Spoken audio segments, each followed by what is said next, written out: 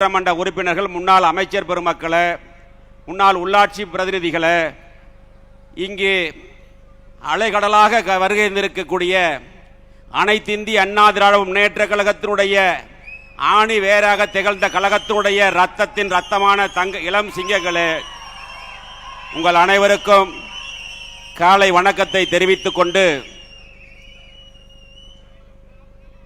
புரட்சி தலைவரால் 1972 உருவான இயக்கம் அனைத்து இந்திய அண்ணா திராவிட முன்னேற்ற கழகம் என்ற மாபெரும் இயக்கம்.